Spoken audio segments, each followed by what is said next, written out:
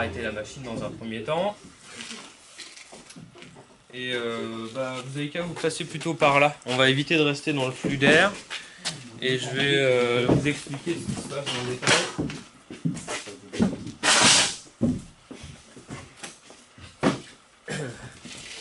Donc aujourd'hui on est là pour faire le test d'étanchéité à l'air. On est en phase chantier, le bâtiment est prêt à être testé. Toute l'enveloppe est terminée, elle est maintenue, elle est accessible, on va pouvoir la corriger si besoin. Donc on est vraiment au moment optimum pour faire l'essai. L'essai d'étanchéité à l'air va consister en deux choses. Un, mesurer pour donner un résultat sur le niveau du bâtiment concernant l'étanchéité à l'air. Et deux, rechercher les fuites restantes, s'il y en a, beaucoup, pas beaucoup, ça on va le voir, et les colmater, les corriger, voilà, un petit peu reprendre ça. Si éventuellement il y a beaucoup de fuites et qu'on a corrigé et que ça fait fondamentalement changer le débit, en fin de journée, enfin plutôt en fin de matinée, on refera une mesure pour valider le gain qu'on a obtenu suite à ces corrections. Cet essai il se pratique dans des conditions bien spécifiques. Il y en a plusieurs, donc l'état du chantier, hein, je viens de le dire, l'enveloppe est finie. Les conditions météo qui sont bien aujourd'hui. On voit que le maïs là-bas bouge un peu, bon c'est bien, mais on va pas tarder quand même à faire la mesure. Il ne faut pas qu'il y ait trop de vent, parce que ce qu'on va faire avec l'appareil là, c'est qu'on va générer une pression sur toutes les parois uniformes, artificielles, qui correspond à l'équivalent d'un vent de 32 km/h à peu près uniformément réparti. Mais ça fonctionne bien que si on est dans des conditions à l'extérieur qui sont assez calmes. Si le vent vient perturber tout ça, l'essai artificiel va pas pouvoir être fait avec précision. Donc on va exercer une pression uniforme sur toutes les parois.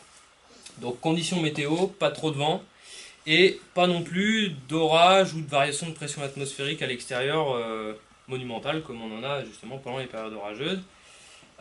Puisque on va mesurer un débit de fuite à un certain niveau de pression bien particulier, et donc on peut comprendre assez aisément que si dehors la pression atmosphérique fait le yo-yo, on va pas pouvoir non plus être précis pour faire la mesure à un niveau de pression particulier.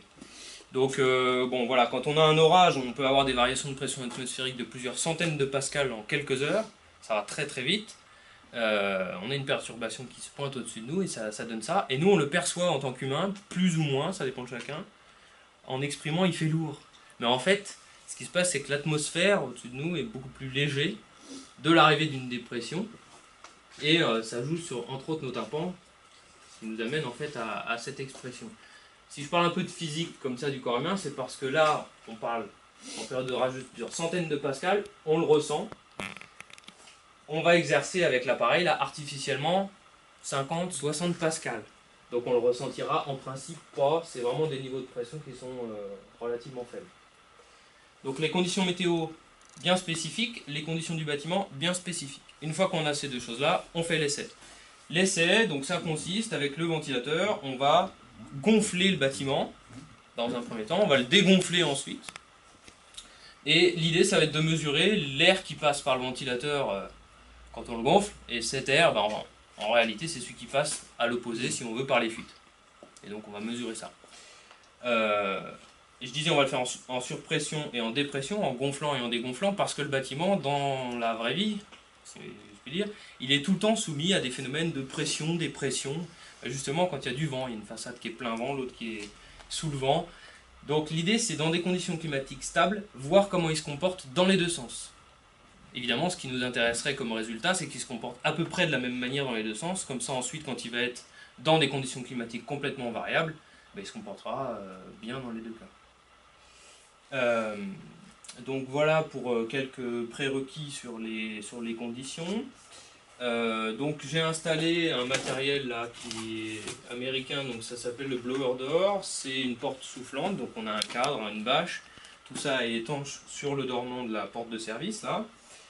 Et puis on a des capteurs de pression à l'extérieur et à l'intérieur. On va mesurer le débit de fuite qui passe par le ventilateur sous 50 pascals, qui est l'écart de pression entre l'intérieur et l'extérieur qui nous intéresse. Pour le résultat suivant l'échelle européenne, on va utiliser cette valeur-là. Quel est le débit de fuite sous 50 pascals de différence de pression? Voilà. En France, on qualifie le niveau d'étanchéité à l'air avec une autre unité, qui n'est pas sous 50 pascal, mais qui est sous 4 pascal, qui a une différence de pression extrêmement faible. Et donc on va faire la mesure à 50 et ensuite avec des formules on va extrapoler pour obtenir le résultat sur l'échelle de la réglementation française. J'y reviendrai tout à l'heure, notamment sur les divergences de ce résultat à la française. Mais bon, ici ce qui nous intéresse c'est plutôt le résultat européen, puisqu'on a cherché à faire une enveloppe très très étanche. Et les exigences européennes sont plus pointues que celles françaises. Donc j'ai aussi renseigné au préalable le volume, diverses données, volume, surface. Le volume qui va nous intéresser, puisque sur cette échelle européenne, on va parler d'un taux de fuite. Donc on va prendre le débit de fuite, ce qui passe par le ventilateur sous 50 pascal, et on va le diviser par le volume. En gros, pour que vous compreniez ce que veut dire ce N50, si on a un volume de 400 m3, et que sous 50 pascal, on a 400 m3 de débit de fuite, 400 divisé par 400, ça fait 1. Ça veut dire qu'on a un volume qui s'échappe par les fuites toutes les heures, sous 50 pascal, ou un vent équivalent à 32 km/h uniformément réparti. Ça fait de longues phrases ce que je dis, mais voilà, c'est techniquement le chiffre il voudra dire ça. Un volumeur, c'est N50, un volumeur, c'est un volume qui s'échappe par les fuites toutes les heures sous 50 pascal. Donc on a besoin du volume évidemment pour ensuite obtenir ce résultat. On est en dépressurisation, on dégonfle, dans un premier temps si je vulgarise. J'ai défini plusieurs paliers de niveau de pression qu'on va exercer.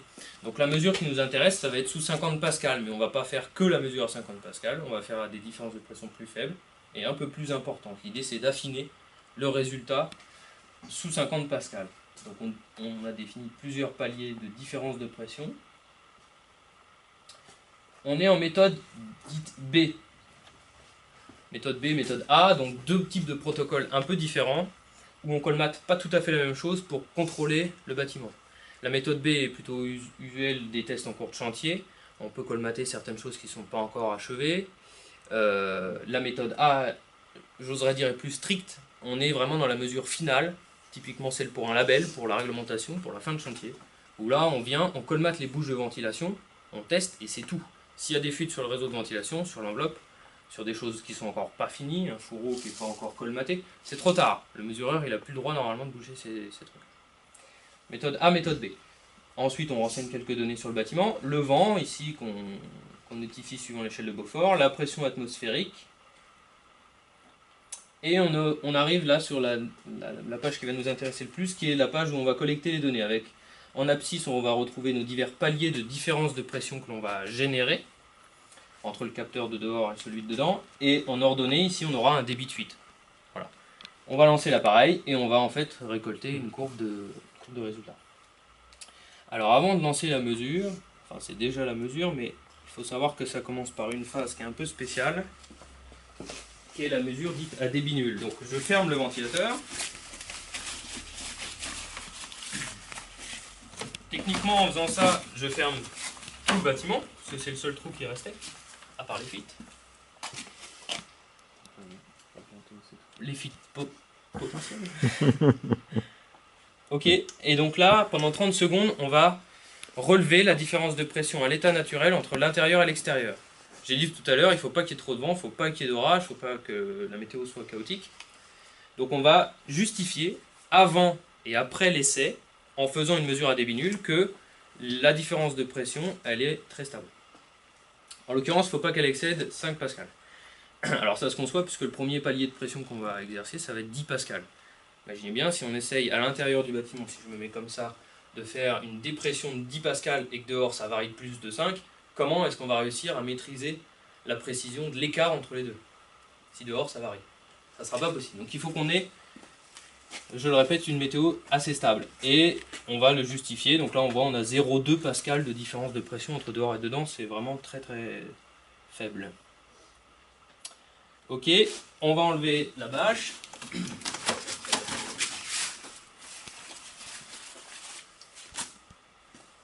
Puis ici on est sur l'anneau C, donc c'est les diaphragmes qu'on a ici. En fait ça correspond. Hop. On a le ventilateur qui est derrière. Et donc on va pouvoir jouer sur le débit que va extraire le ventilateur en ouvrant plus ou moins avec les anneaux qui sont devant. Alors tout l'appareil est calibré, les anneaux le sont aussi.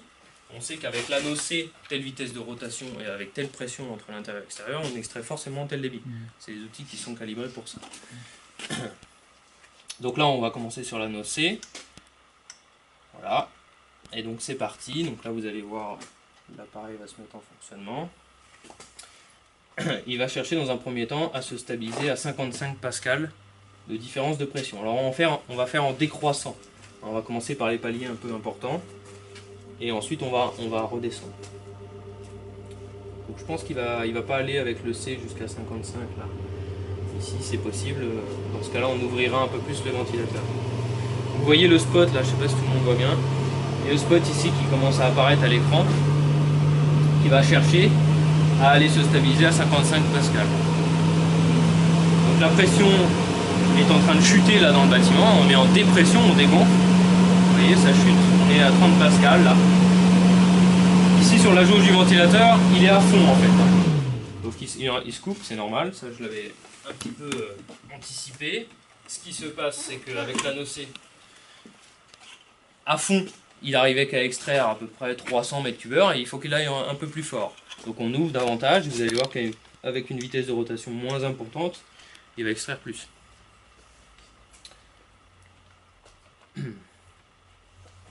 Donc ça va reprendre.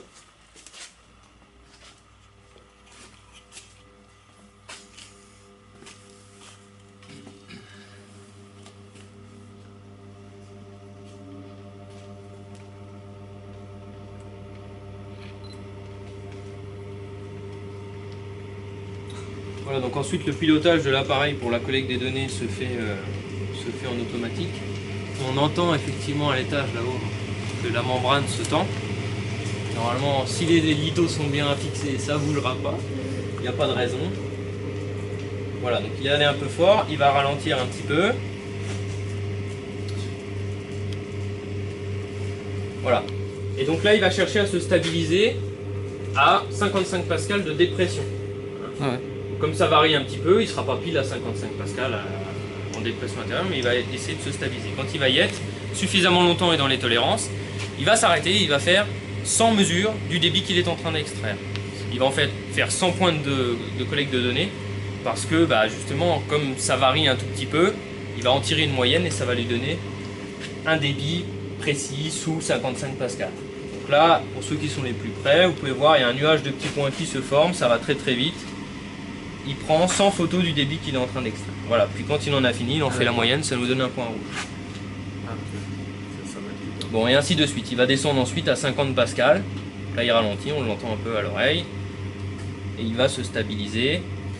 Donc on peut voir ici à peu près le débit qu'il est en train d'extraire, aux alentours de 470 m3 heure. Il remonte un petit peu, là, voilà. Il va peut-être plutôt à un peu en dessous de 500 peut-être.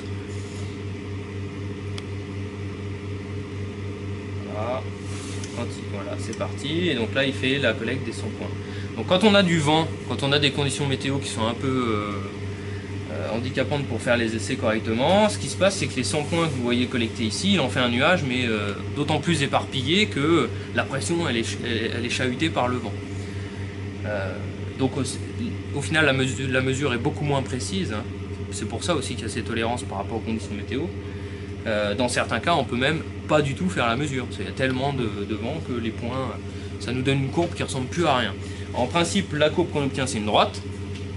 Les points sont alignés. Dans certains cas, on peut avoir des points qui se baladent en dehors de cette droite.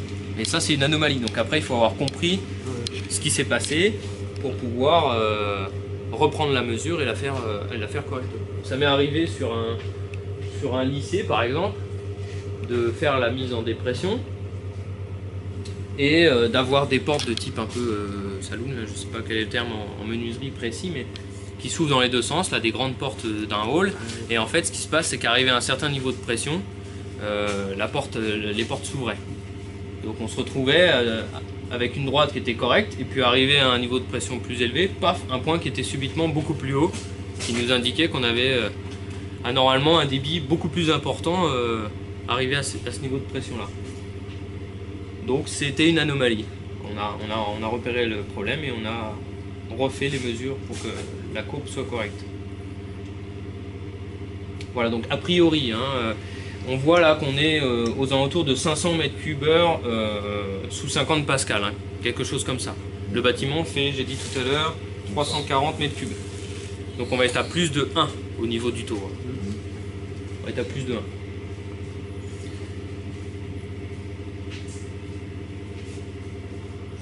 Il faut obtenir combien? Il faut obtenir.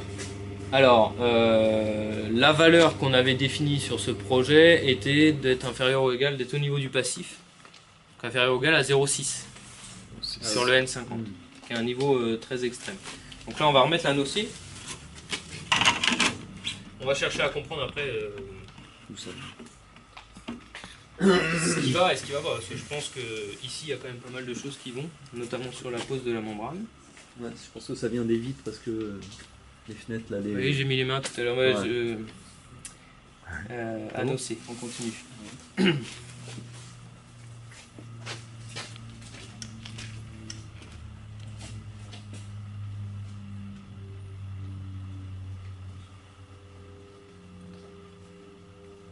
Voilà, donc ça reprend. Alors, si on regarde les choses autrement,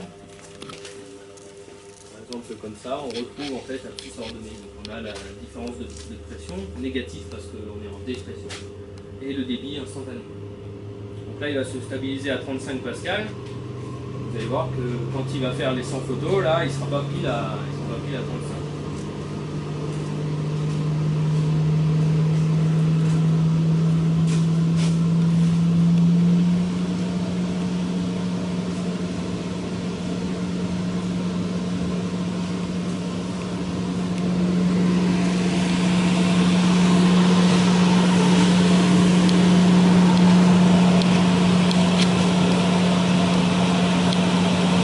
Il est un peu au-dessus, il va ralentir un petit peu, je pense. Voilà. Donc, quand il va être à 35 pascal, il va s'arrêter, il va faire la collecte des données.